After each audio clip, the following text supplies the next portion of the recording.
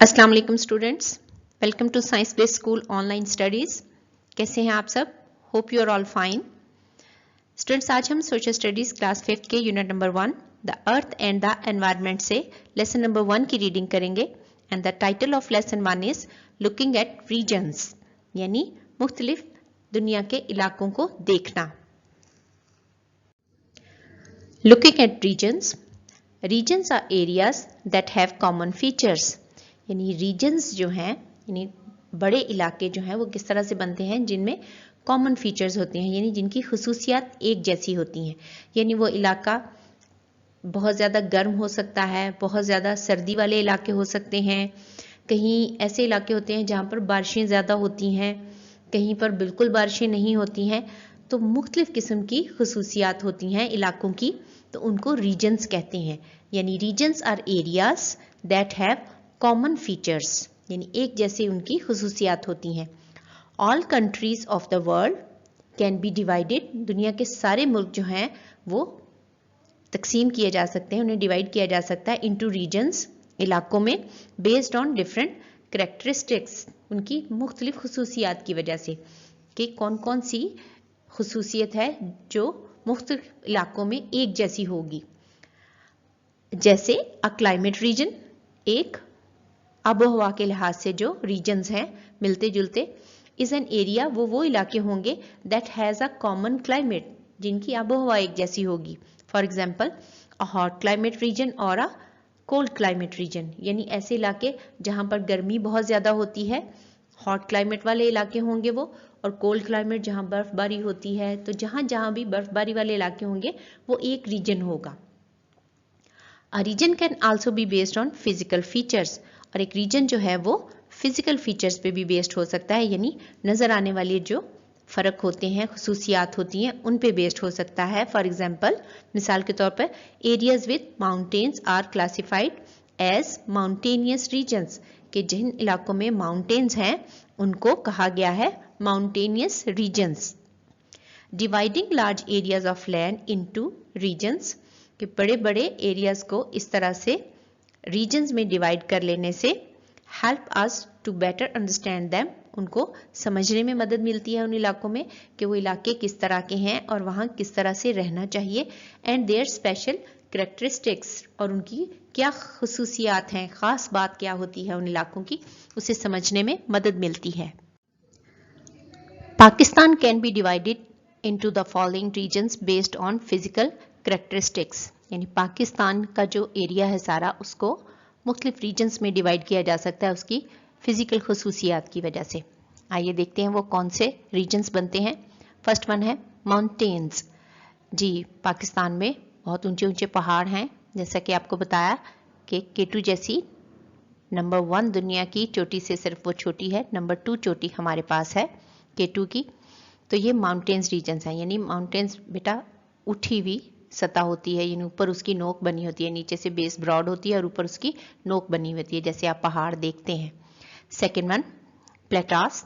प्लेटास बेटा वो एरियाज होते हैं माउंटेन्स रेंजेस के दरमियान में ही, जो पहाड़ की तरह नीचे से उनकी बेस तो होती है लेकिन ऊपर नोक नहीं होती, बल्कि जितनी बेस होती है उतना ही वो ऊपर से भी फ्लैट होता है।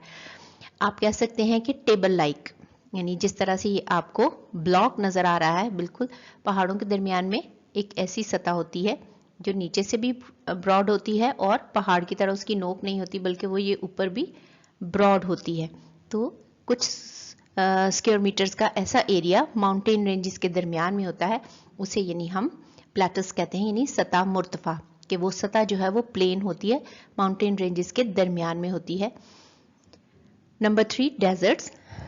तो सहराई इलाके जो हैं जहाँ रेत ही रेत होती है वो डेजर्ट्स कहलाते हैं। प्लेन्स यानी मैदानी इलाके हमारे पास हैं। और फिर डेल्टा। डेल्टा बेटे ऐसा इलाका होता है जहाँ पर कोई दरिया समंदर में गिरता है और समंदर में गिरने से पहले उसकी शाखें बन जाती हैं, यानी एक रिवर होता है खुला सा चौड़ा सा, आपने देखा है, तो वो शाखों में तकसीम हो जाता है। जिस तरह से किसी दरख्त की जड़ें होती हैं ना, इस तरह से फैली हुई शाखें बन जाती हैं उसकी समंदर में गिरने से पहले। वो जो एरिया होता है दरमियान में से कुछ एरिया खुश्क होता है, फिर साइड से पानी चल रहा होता है, ऐसा इलाका डेल्टाई कहलाता है। यानी डेल्टा वो रेंज होती है जो समंदर के करीब रिवर जो है जब गिर रहा होता है वहां पर बनती है। यहाँ आप देख सकते हैं जहां पर रिवर इंडस जो है वो अरेबियन सी में गिरता है, वहां पर ये डेल्टा बनाता है। येलो प्लेन्स जो हैं ये इंडस प्लेन, यानी जहां से दरियाए सिंध जो है वो गुजरता है पंजाब से और सिंध से, ये हमारे पास प्लेन्स हैं। डेजर्ट्स हैं हमारे पास बलूचिस्तान में और सिंध में, ये जो है ये डेजर्ट एरिया है हमारे पास। प्लेटर्स हमारे पास पोठोहार प्लेटर्स हैं यहाँ पर माउंटेन रेंजेस के दरमियान में, और माउंटेन्स हैं हमारे पास ये जो नॉर्दर्न एरिया है पाकिस्तान के। जी बेटा, तो समझ आ गई कि हमारे पास 5 जो हैं वो रीजन्स हैं फिजिकल कैरेक्टरिस्टिक्स के हिसाब से। माउंटेन्स हैं, प्लेटर्स हैं, डेजर्ट है, प्लेन्स हैं और डेल्टा है। Let's explore some physical regions of world similar to those found in Pakistan and look at the life of the people there. आइए अब हम फिजिकल रीजन्स देखते हैं दुनिया के जो मिलते जुलते हैं पाकिस्तान के रीजन्स के साथ, और वहां पर लोग किस तरह रहते हैं ये भी देखते हैं। तो फर्स्ट वन क्या था हमारे पास? Mountains. Mountainous regions of Pakistan and Nepal are similar, कि पाकिस्तान के जो पहाड़ी इलाके हैं और नेपाल के जो हैं वो एक जैसे हैं, यानी उनमें सिमिलर जो है वो खूबियां पाई जाती हैं।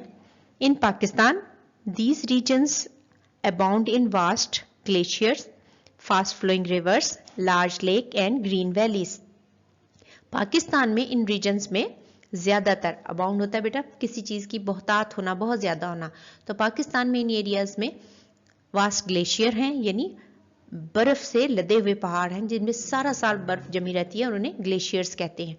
फास्ट फ्लोइंग रिवर्स, तेज रफ्तार दरिया बहते हैं यहाँ पर। लार्ज लेक, बड़ी बड़ी झीलें हैं। एंड ग्रीन वैलीज, और खूबसूरत सरसब्ज़ शादाब वादियां हैं। Some of the highest peaks of the world are located here. दुनिया की कुछ बुलंद चोटियां जो हैं वो भी यहाँ पर हैं। द हाईएस्ट बीइंग K2, जिनमें से K2 हमारे पास सबसे ऊंची चोटी है at 28,250 फीट, और मीटर्स में 8,610 मीटर ये बुलंद है। K2 की ये हाइट है।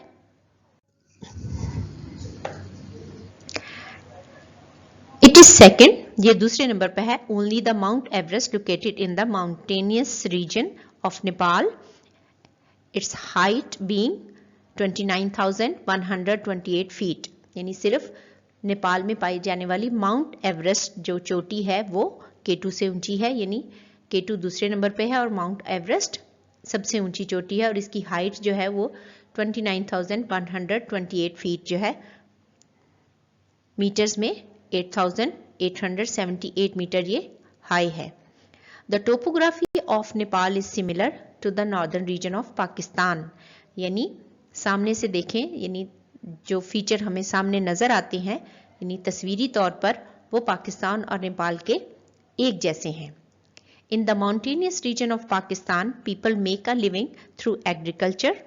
इन माउंटेनियस रीजन्स में लोग जो है वो अपनी जिंदगी गुजारते हैं खेतीबाड़ी करके, एंड टूरिज्म, और टूरिज्म से, यानी वहाँ पर जो बाहर के इलाके से लोग सैरो तफरी के लिए आते हैं, ये लोग उनके लिए होटल बनाते हैं, खाना उन्हें प्रोवाइड करते हैं, उनको गाइड करते हैं मुख्तलिफ इलाकों की तरफ, और उनसे पेमेंट लेते हैं इस चीज़ की। तो इस पे भी उनका गुजर बसर होता है कि जो टूरिस्ट आते हैं वहाँ पर, सयाह आते हैं सैरो तफरी के लिए, उनकी खिदमत करके, उनके काम करके, उनको सहूलतें प्रोवाइड करके वो अपना मनी जो है वो कमाते हैं।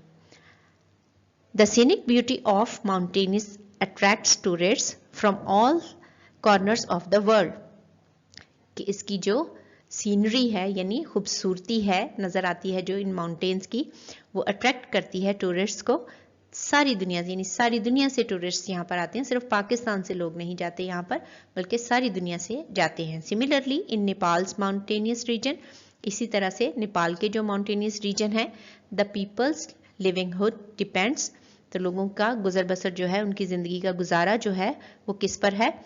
ऑन एरेबल एग्रीकल्चर, खेती बाड़ी पर, एंड कैटल ब्रीडिंग, वहाँ वो मवेशी पालते हैं यानी जानवरों को पालते हैं। They also engage in the sale of herbal medicine, वो हर्बल मेडिसिन यानी जड़ी बूटियों से जो दवाइयाँ बनती हैं वो बनाते हैं। कलेक्टेड फ्रॉम द फॉरेस्ट, जो वो जंगलों से जमा करते हैं। Tourism is a good source of income for the people, और वहाँ पर भी पाकिस्तान की तरह टूरिज्म से बहुत ज़्यादा पैसा कमाते हैं वहाँ के लोग, यानी सयाहों को रहने की जगह देना, होटल बनाते हैं, वहाँ पर खाना उन्हें फराहम करते हैं, गाइड करते हैं उनको, मुख्तलिफ जो खूबसूरत जगह हैं वहाँ पर लेकर जाते हैं, तो इससे उनकी ज़िंदगी की गुजर बसर होती है। Plates, the plateau regions of Pakistan are quite similar to those of Iran. Pakistan के जो माउंटेनियस एरियाज से वो किससे मिलते जुलते थे? नेपाल के रीजन से। लेकिन उसके जो प्लेटस रीजन हैं पाकिस्तान के, वो किससे मिलते हैं? ईरान से मिलते जुलते हैं। उनके features, they both have dry hills, यहाँ पर खुश्क पहाड़ियाँ हैं, यानी कुछ पहाड़ों पर तो जंगलात होते हैं या बर्फ होती है, ये खुश्क पहाड़ियाँ हैं बलूचिस्तान की जो है हमारे पास, जो प्लेटस है हमारे पास, which contains deposits of minerals, और ये माला माल है किससे? मादनियात से, मिनरल्स हैं इनमें, and other natural resources like oil, natural gas, coal, limestone and gypsum, और इनमें बहुत से जो हैं धातें पाई जाती हैं, मिनरल्स हैं इनमें, मादनियात हैं जिनमें ऑयल है, कुदरती गैस है, कोयला है, चूना है, चूने का पत्थर वहाँ से निकाला जाता है माइनिंग करके, और जिप्सम निकाली जाती है। डिपॉजिट्स ऑफ ऑयल, यानी जो ज़खायर हैं ऑयल के, found in Iran are much greater than those found in Pakistan. Iran में जो ज़खायर हैं वो पाकिस्तान से ज़्यादा बड़े हैं, लेकिन फीचर्स जो हैं वो उनके कॉमन हैं। The salt range located on the Potohar plateaus Pakistan, ये जो पिक्चर आपको नजर आ रही है ये पोटोहार पाकिस्तान की है। In Pakistan, the Potohar Plateaus and the Salt Ranges are located to the south of the mountainous region. यानी माउंटेनियस रीजन के साउथ में हमारे पास ये सतह मुर्तफा भी हैं और सॉल्ट रेंजेस हैं, यानी जहाँ से हम सॉल्ट निकालते हैं, ख्योरा माइंस हैं जहाँ पर। The Attock Oil Refinery, which is located near Rawalpindi on the Potohar Plateaus, is the oldest in the country. अच्छा बेटा, हमारे मुल्क में बहुत ज़्यादा ऑयल तो नहीं निकलता, लेकिन जितना भी हम ऑयल जो है वो ड्रिल करते हैं यानी ज़मीन में से निकालते हैं, उसे साफ करने के लिए अटक के मुकाम पर जो है वो रावलपिंडी के नज़दीक ऑयल रिफाइनरी है, और ये पाकिस्तान की सबसे पुरानी ऑयल रिफाइनरी है जहाँ पर ऑयल को साफ किया जाता है। In the salt mines of Khewra, rock salt, gypsum and limestone are quarried, वहाँ से खोदकर उन माइंस में से यानी रॉक सॉल्ट, जिप्सम और लाइमस्टोन जो हैं वो निकाले जाते हैं। The Arak oil refinery is one of the largest in Iran. Iran की जो ऑयल रिफाइनरी है वो दुनिया की सबसे बड़ी ऑयल रिफाइनरी है अराक सिटी में। It is located in अराक which is one of the main industrial cities of Iran. Iran का मेन इंडस्ट्रियल एरिया है वो जहां पर ये ऑयल रिफाइनरी है। People living in the plateaus regions of Pakistan and Iran engage in agriculture, यानी लोग जो हैं पाकिस्तान ईरान के जो इन प्लेटास पे रहते हैं वो एग्रीकल्चर से अपनी रोजी कमाते हैं। Many people work in the quarries and oil drilling companies as well as refineries, और बहुत से लोग जो हैं वो माइनिंग का काम करते हैं यानी खोदकर मादनियात निकालते हैं। ऑयल ड्रिलिंग यानी ऑयल जो है वो ज़मीन में से जब ड्रिल किया जाता है, निकाला जाता है, उन कंपनीज में काम करते हैं। और इसी तरह से ऑयल रिफाइनरीज में यानी जहां पर तेल को साफ किया जाता है वहां पर भी यहाँ के रहने वाले ज़्यादातर जो है वो इन्हीं 3-4 कामों को करते हैं। प्लेन्स यानी मैदानी इलाके। The Indus plain region is quite similar to the Gangetic plain region of India, यानी इंडिया में जो बड़े बड़े मैदानी इलाके हैं उन्हीं जैसे हमारे पास भी मैदानी इलाके हैं इंडस प्लेन रीजन में। Both plains are fertile and densely populated, दोनों प्लेन्स जो हैं यानी इंडिया के और पाकिस्तान के जो मैदानी इलाके हैं वो थिकली पॉपुलेटेड हैं, यानी बहुत ज़्यादा लोग यहाँ रहते हैं, डेंसली पॉपुलेटेड हैं और ज़मीन जो है वो फर्टाइल है, जरखेज है, यानी बहुत ज़्यादा खेती बाड़ी यहाँ पर होती है। पिक्चर में आप देख सकते हैं कि राइस फील्ड है इंडस प्लेन पाकिस्तान में, चावल लगाए हुए हैं, एंड अ मस्टर्ड फील्ड है in the Gangetic plain India में। इंडिया में बहुत बड़ा सा मैदानी इलाका है, बहुत बड़ा, वहां पर ये मस्टर्ड फील्ड है जो कि उन्होंने पिक्चर में दिखाए हैं, और दोनों मैदानी इलाकों की खुसूसियात जो हैं वो मिलती जुलती हैं। The majority of people living on the plains are engaged in agriculture, कि ज़्यादातर लोग जो मैदानी इलाकों में रहते हैं वो खेती बाड़ी करते हैं, यानी एग्रीकल्चर से वाबस्ता ज़राअत करते हैं। Because the soil is fertile, क्योंकि ज़मीन ज़रखेज़ है, and water is plentiful, और पानी भी वाफर मिकदार में है, यानी ज़रखेज़ ज़मीन है, पानी बहुत है, तो फसलें बहुत अच्छी होती हैं, तो यहाँ के ज़्यादातर लोग जो है वो खेती बाड़ी करते हैं, यानी ज़राअत का काम। Both regions grow two types of crops, दोनों रीजन्स जो हैं वो टू टाइप्स ऑफ क्रॉप्स यानी दो तरह की फसलें उगाते हैं। इंडिया और पाकिस्तान के जो रीजन्स हैं, जो प्लेन्स हैं, मैदानी इलाके हैं, वो दो तरह की फसलें उगाते हैं, the kharif and the rabi. The kharif crops grown in summer, kharif crops जो हैं वो समर में लगाई जाती हैं, यानी खेतों में उनके बीज बोए जाते हैं, और उनमें कौन कौन सी फसलें शामिल हैं? इंक्लूड्स कॉटन, राइस, मेज, मिलेट एंड शुगर केन, यानी कॉटन है, राइस है, मकई है, बाजरा है, और गन्ने की फसल जो है वो गर्मियों में लगाई जाती है और सर्दियों में ये बड़ी हो जाती है और हम इसे काट लेते हैं। The rabi crops are grown in winter, rabi crops जो हैं वो सर्दियों में लगाई जाती हैं, एंड इंक्लूड, और उनमें कौन कौन सी फसलें हैं? Wheat, pulses, gram and mustard, यानी गंदुम लगाई जाती है, दालें हैं, उनमें चना है, और मस्टर्ड यानी, जी बिल्कुल सही आपने, मस्टर्ड का साग जो खाते हैं आप, यानी सरसों। जी, तो ये जो सारी विंटर की क्रॉप्स हैं ये गर्मियों में बड़ी हो जाती हैं और हम इन्हें काट लेते हैं। तो याद रखना है, खरीफ क्रॉप्स जो हैं वो समर में लगाई जाती हैं, यानी ये समर क्रॉप्स हैं, और जो रबी क्रॉप्स हैं वो विंटर क्रॉप्स हैं। डेजर्ट यानी सहराई इलाके। The Thar desert region of Pakistan extends to India, कि पाकिस्तान में जो थर के डेजर्ट्स हैं वो इंडिया तक फैले हुए, यानी कुछ हिस्सा इंडिया में है, कुछ पाकिस्तान में है। The Sahara and Thar deserts lie more or less in the same latitude between 23 degree to 25 degree north.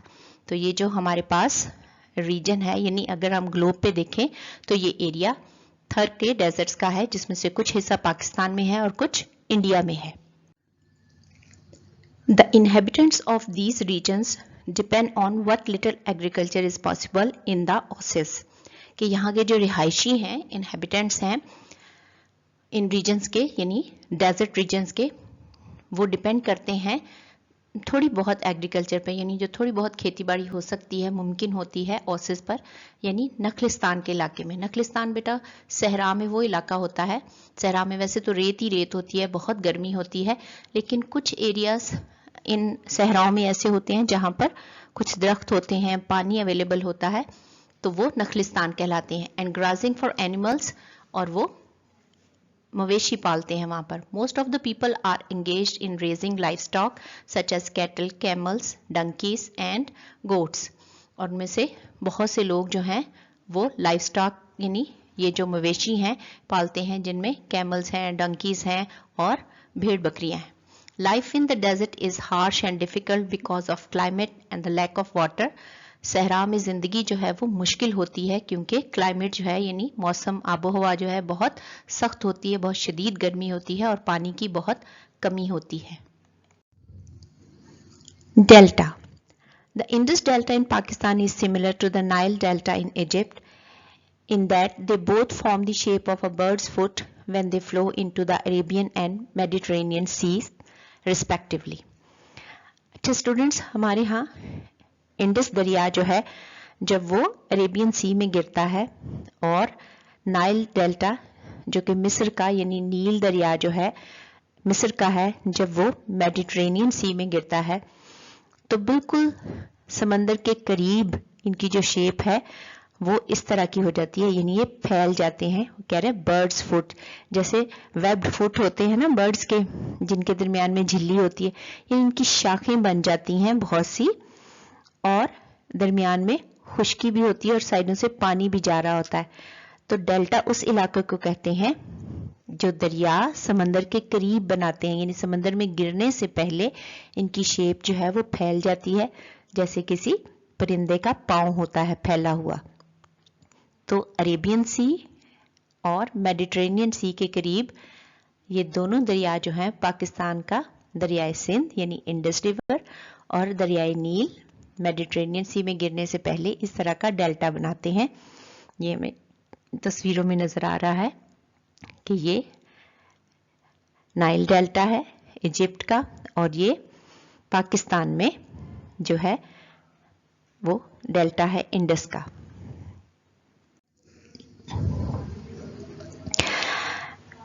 The Mississippi and the Indus Delta are good breeding places for prawns, shrimps and fish. कि ये जो Mississippi का दरिया है और Indus delta है, ये बहुत ज़्यादा अच्छे इलाके हैं जहाँ पर प्रॉन्स की यानी झींगों की, केकड़ों की जो है वो ब्रीडिंग होती है, यानी पैदावार होती है बहुत ज़्यादा, यहाँ पर ये पाए जाते हैं, और मछलियाँ। So people living in these regions can earn a living through fishing. तो यहाँ के जो रहने वाले हैं वो अपनी गुजर बसर के लिए ये प्रॉन्स और श्रिम्स और फिश जो है वो पकड़ते हैं और इससे अपनी रोजी कमाते हैं। The Indus Delta is rich in mangrove forest. Indus delta जो है उसके इर्द गिर्द, यानी जब ये दरिया समंदर में गिरने वाला होता है तो इसके इर्द गिर्द मैनग्रोव फॉरेस्ट है, यानी ये वो दरख्त होते हैं बेटा जो कि बहुत ज़्यादा दलदली इलाकों में होते हैं, यानी पानी और मिट्टी बिल्कुल आपस में मिले हुए होते हैं ना, जैसे दलदल बन जाती है, यानी बहुत ज़्यादा कीचड़ बना हुआ होता है नीचे उन इलाकों में। तो यहाँ पर एक बहुत बड़ा जंगल है, मैनग्रोव फॉरेस्ट है हमारे पास इंडस डेल्टा के करीब।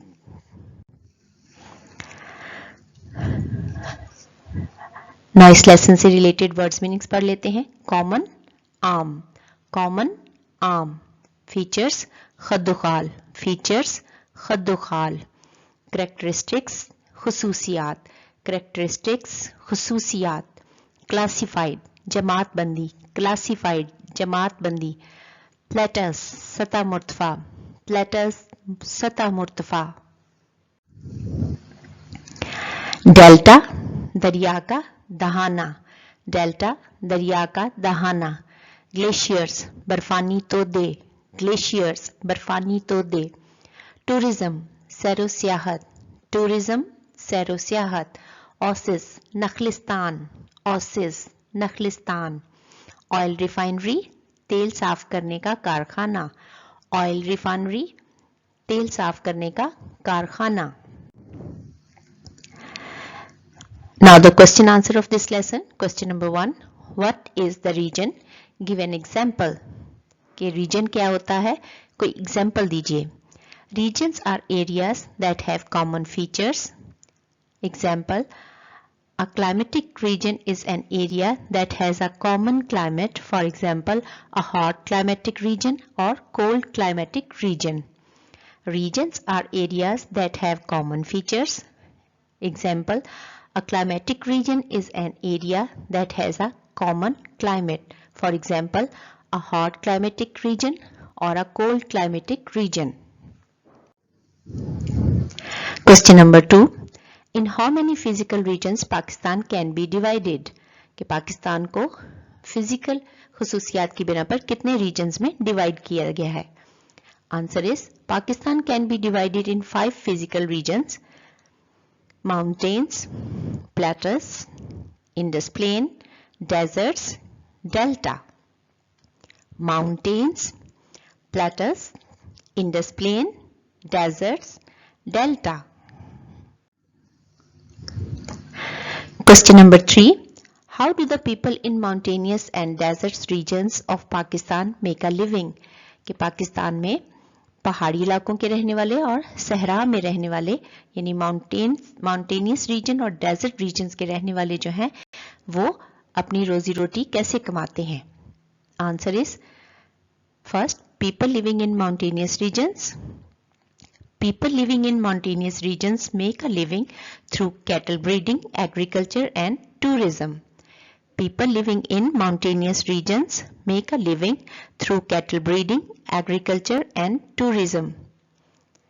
People living in deserts. People living in deserts depend on raising livestock. Limited agriculture is possible in the oases. People living in deserts depend on raising livestock. Limited agriculture is possible in the oases. Question number 4. When are the Rabi and Kharif crops grown? Give 2 examples of each. कि रबी और खरीफ की फसलें कब उगाई जाती हैं? दोनों की दो मिसालें दें. The answer is the Kharif crops are grown in summer, include cotton, rice and sugarcane. The Kharif crops are grown in summer, include cotton, rice and sugarcane. The Rabi crops grown in winter include wheat, pulses and grams. The Rabi crops grown in winter include wheat, pulses and grams. Question number 5. Fill in the blanks. Now students, यहाँ पर हमारे पास कुछ statements हैं जिनमें कुछ blanks हैं जो हमें fill करनी है. तो आइए देखते हैं कि इन ब्लैंक्स में कौन सा सुटेबल वर्ड जो है वो फिल होगा. Number 1, regions are dash that have common features. कि रीजन जो है वो होते हैं जो कॉमन फीचर्स रखते हैं. तो क्या होते हैं ये? एरियाज, यानी वो इलाके जो कॉमन फीचर्स रखते हैं, एक जैसी खुसूसियात रखते हैं. तो यहाँ पर आपने एरियाज लिखना है, AREAS, areas. Number 2, Mountains regions of Pakistan and dash are similar. Pakistan की माउंटेन्स रीजन्स और डैश की रीजन्स एक जैसी हैं. किस मुल्क की? जी, नेपाल की. NEPAL, Nepal. Number 3, the Attock oil refinery is located near dash. कि पाकिस्तान में जो अटक ऑयल रिफाइनरी है ये कहाँ पर है? किस शहर के नज़दीक? रावलपिंडी के नज़दीक. RAWALPINDI, रावलपिंडी. आपने करेक्ट स्पेलिंग के साथ नीट एंड क्लीन फिलिंग करनी है. Number 4, the dash oil refinery is one of the largest in Iran. Iran की सबसे बड़ी ऑयल रिफाइनरी कौन सी है? कहाँ पे? अराक में, अराक सिटी में, ARAK, अराक सिटी में. Number 5, the third desert regions of Pakistan extends to. कि थर्ड का जो डेजर्ट है वो कहाँ तक फैला हुआ है हमारे मुल्क के साथ साथ? जी, इंडिया में भी फैला हुआ है. INDIA, India. यहाँ पर इंडिया फिल करेंगे. Number 6, life in the desert is dash and dash. कैसी है? Harsh and difficult. जी, सहरा की जो जिंदगी है वो हार्श भी है और डिफिकल्ट भी है. तो स्टूडेंट्स, आपने नीट एंड क्लीन फिलिंग करनी है. Match the column A with B. कि कॉलम A को B के साथ मिलाइए, यानी जो इंफॉर्मेशन कॉलम A में है उसे कॉलम B के साथ मिलाकर कंप्लीट करेंगे. तो आइए देखते हैं. The Indus delta in Pakistan similar to the.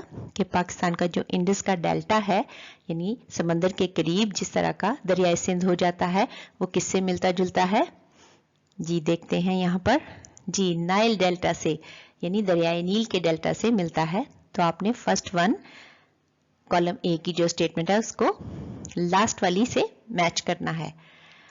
The kharif crops grown in summer includes. कि खरीफ क्रॉप्स जो हैं वो समर में उगाई जाती हैं और कौन कौन सी होती हैं वो खरीफ क्रॉप्स जो हैं? जी, cotton, rice, maize. Cotton, rice, maize. तो आपने सेकेंड नंबर स्टेटमेंट को नंबर 3 के साथ मैच करना है.